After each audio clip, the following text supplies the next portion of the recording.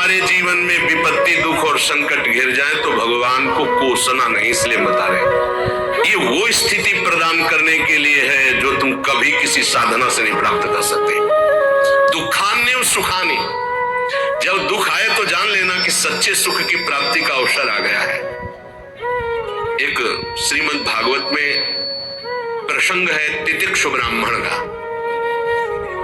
उसने कभी भी धर्म नहीं किया था, जीवन भर धन कमाया, परिवार का खूब विस्तार था, कंजूस स्वभाव का था, खूब पैसा एकत्रित करता, परिवार को भी नहीं सुख सुविधाएं देता, ना स्वयं लेता।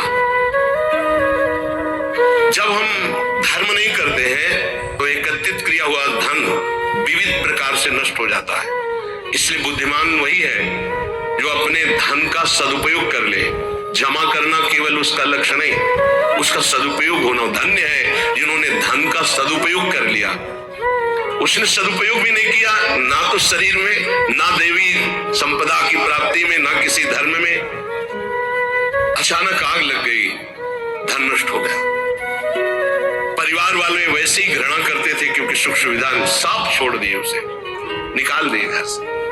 संपत्ति का नाश, कोई मित्र नहीं, कोई व्यवहारी नहीं। बड़ी अद्भुत घटना श्री कृष्णचंद्र जी उद्धव जी को सुना रहे।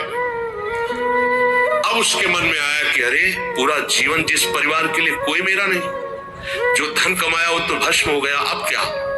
शरीर तो वृद्ध है, अब क्या? तो हाथ उठाया और कहा, हे भगवान, अगर मेरी आयु अब कुछ भी है तो आज से मैं संकल्प लेता हूं मेरा जीवन आपके लिए। और इतना बड़ा महात्मा हुआ कि भगवान उसका यश गा रहे, पर देख लो उसके लोग उसको थूकते, पीटते, मारते, उसको सह करके वो ऐसा ब्रह्म ऋषि बना कि भागवत में उसकी चर्चा है। दुख भगवान की प्राप्ति निश्चित करा देता है यदि आप उबे ना तो। श्री स्वामी ओंकारानंद सरस्वती जी महाराज कह रहे थे, मेरे अंदर कोई भजन की कभी वृत्ति नहीं थी। मैं एक कपड़े का व्यापारी, नई अवस्था, आसपास कपड़े की दुकान थी, मेरी दुकान ज्यादा चलती थी। उन लोगों ने हमसे द्वेष कर लिया और रास्ते में घेर करके हमें बहुत मारा, जूतों से, थप्पड़ से, खून खच्चर कर दिया। जब मैं घर गया कपड़े भीगे हुए खून से, परिवार वाले बहुत रोए कि ऐसा मैं कुछ किसी से नहीं बोला, सह गया। पर उन लोगों में एक था बहुत ही दुष्ट, उसने 2-3 दिन बाद फिर अकेले मुझे मारा। अब मेरे दिमाग में आया कि कब तक पीटता रहूंगा, अब इसको मैं मारूंगा। तो व्यापारी था ही, मैंने करौली खरीदी, उन्हीं के बिल्कुल यथावत शब्द, करौली खरीदी। और रास्ते में जहां मुझे पीटा था वहीं खड़ा हो गया। अब वो तो पीटने वाले थे, उनको डर तो था नहीं, उनको पता नहीं था कि मैं किस भाव में खड़ा हूं। जे भी हुआ है मैं दौड़ पड़ा, मार करौली, उनको मार डाला, उसको मार डाला और मार करके मैं कोतवाली पहुंचा और वहां आत्मसमर्पण कर दिया। बिना किसी गवाही के, मेरी ही गवाही में मुझे तन्हाई की सजा दी गई। जब तक न्याय ना होगा तब तक तन्हाई की सजा। और उसमें था कि आसपास कीलें लगी थी, बस केवल खड़े हो सकते हो, बैठ सकते हो, ना इधर ना इधर, बिल्कुल सीधा। जब वहां पहुंचा तब सोचा कि अरे ब्राह्मण के घर जन्म मिला और ये जीवन ऐसे कटेगा, ये तो भारी पाप हो गया हमसे। बस हाथ उठाया उसी तन्हाई में और कहा, एक बार मुझे अवसर दिया जाए, हे परमात्मा, हे परमेश्वर, मैं आजीवन आपका भजन करूंगा।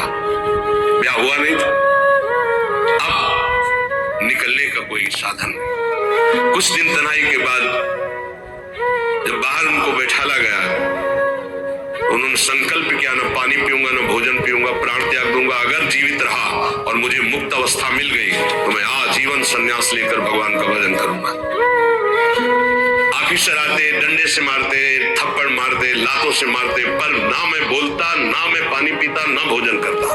दृढ़ संकल्प। अब ये चर्चा का विषय बन गया तो बोले बड़े अधिकारी कोई थे, वो आए और कहा हम एकांत में इससे बात करेंगे। तो हमसे कहा कि बोलो, क्या बात है, क्या तुम निर्दोष हो, तुम्हें फंसाया गया है? तुम स्पष्ट बता दो, मैं तुम्हें वचन देता हूं कि मैं तुम्हारा सहयोग करूंगा। मुझे लगा कि भगवान मेरा सहयोग करने आए।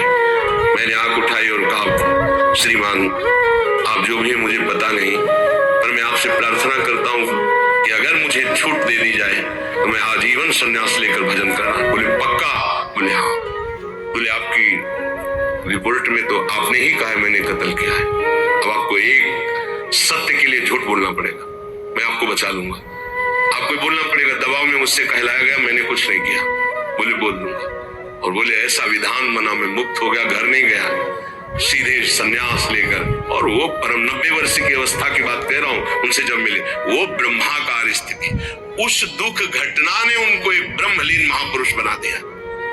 दुखान्य और सुखाने, दुख परम सुख प्रदान करने वाला पक्का।